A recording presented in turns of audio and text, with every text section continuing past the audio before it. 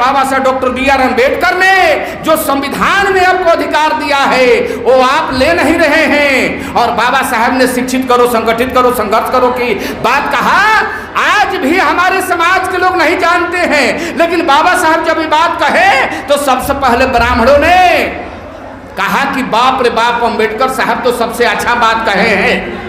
और वो अपने बेटा बेटी को पढ़ाने लगा और पढ़ा लिखा करके शिक्षित करके आईएएस बनाया, आईपीएस बनाया। कॉलेजियम सिस्टम खत्म करो, मीडिया पालिका में हमारा कोई नहीं है।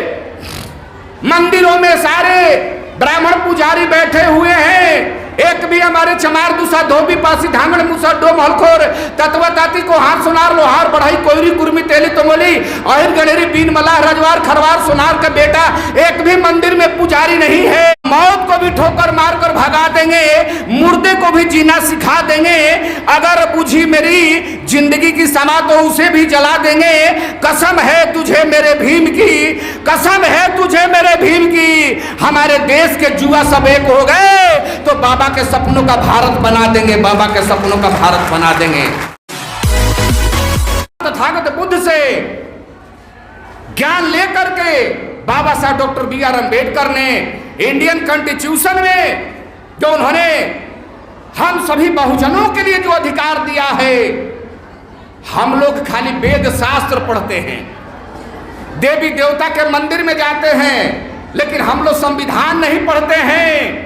बाबा साहब ने कह दिया, यहाँ कई वक्ता कह गए, कितने वक्ता कहेंगे कि शिक्षित करो, संगठित करो, संघर्ष करो। इसका अर्थ कोई नहीं जानता है। बाबा साहब ने कहा स्कूल कॉलेज वाले नॉलेज के साथ तुम अपने हिस्ट्री कल नॉलेज को तुम अपने ढूंढो और उसे जानो, तुम्हारा इतिहास क्या है, तुम पहले क्या था, आज क्या हो गए।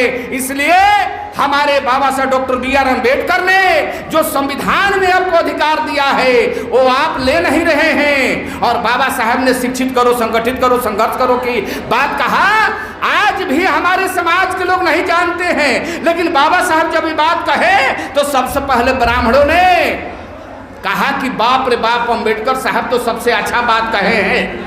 और वो अपने बेटा बेटी को पढ़ाने लगा और पढ़ा लिखा करके शिक्षित करके आईएएस बनाया, आईपीएस बनाया, पीसीएस बनाया, डॉक्टर बनाया, इंजीनियर बनाया, सब कुछ बना करके और कारपोरेट जगह पर की पोस्ट पर अपने बेटा बेटी को बैठा दिया। और बदनामी क्या है कि ये लोग आरक्षण वाले हैं। अरे आरक्षण वाले हम कैसे हैं? कॉलेजियम सिस्टम खत्म करो, मीडिया पालिका में हमारा कोई नहीं है। मंदिरों में सारे ब्राह्मण पुजारी बैठे हुए हैं, एक भी हमारे चमार दूसरा धोबी पासी धांगड़ मुसा डोम हलखोर तत्व ताती को हाथ सुनार लोहार बढ़ाई कोयरी कुर्मी तेली तोमोली अहिर गणेरी बीन मलाह रजवार खरवार सोनार का बेटा एक भी मंदिर में पुजारी नहीं है। ये आरक्षण नहीं है तो क्या है? इस आरक्षण को खत्म करो, उसके बाद आरक्षण की बात करो। मैं ये कहना चाहता हूं गुरु प्रेमी भीम साथियों, हम मौत को भी ठोकर मारकर भगा देंगे, हम मौत को भी ठोकर मारकर भगा देंगे, मुर्दे को भी जीना सिखा देंगे। अगर बुझी मेरी जिंदगी की समा तो उसे भी जला देंगे। कसम है तुझे मेरे भीम की, कसम है तुझे मेरे भीम की। हमारे देश के जुआ सब एक हो गए तो बाबा के सपनों का भारत बना देंगे, बाबा के सपनों का भारत बना देंगे। गुरु प्रेमी भीम साथियों, मैं कहना चाहता हूं कि बाबा साहब डॉक्टर बी.आर. अम्बेडकर के बताए हुए रास्ते पर चलना होगा।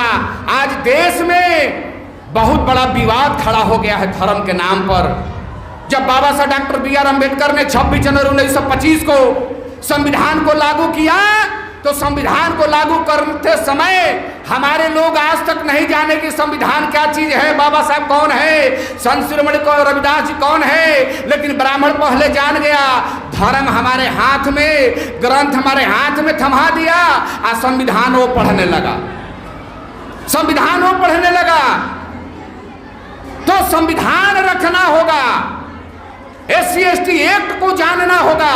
SC/ST एक्ट क्या चीज है, आर्टिकल्स को जानना होगा, कानून को जानना होगा। इसलिए मैं आप लोगों से गुजारिश के साथ कहना चाहता हूं कि आज धर्म का प्रचार बहुत तेजी से हो रहा है और हमारी माताएं बहनें शिव चर्चा खूब कर रही हैं। मैं उन लोगों से कहना चाहता हूं, अगर बाबा साहब डॉक्टर बी.आर. अम्बेडकर नहीं होते तो शिक्षा का दरवाजा माताओं बहनों के लिए, महिलाओं के लिए, चाहे किसी भी धर्म की, किसी भी जाति की हो, चाहे वो वर्ण व्यवस्था की क्यों ना हो, चाहे वो ब्राह्मणवादी व्यवस्था की क्यों ना हो, बाबा साहब डॉक्टर बी.आर. अम्बेडकर ने सबके लिए शिक्षा का दरवाजा खोला। चूंकि धर्मशास्त्र में लिखा है, स्त्री शूद्रो विद्या नाधियताम नाधियताम, स्त्री और शूद्र को विद्या ग्रहण करने का कोई अधिकार नहीं है। क्यों ऐसा क्यों लिखा है, इसको जानना होगा। इसलिए लिखा है कि ब्राह्मण अकेले मिस्र से चल करके आए थे और यहाँ हमारे मूल निवासी के महिलाओं के साथ संबंध बना करके अपना जनरेशन उन लोगों ने फैलाया।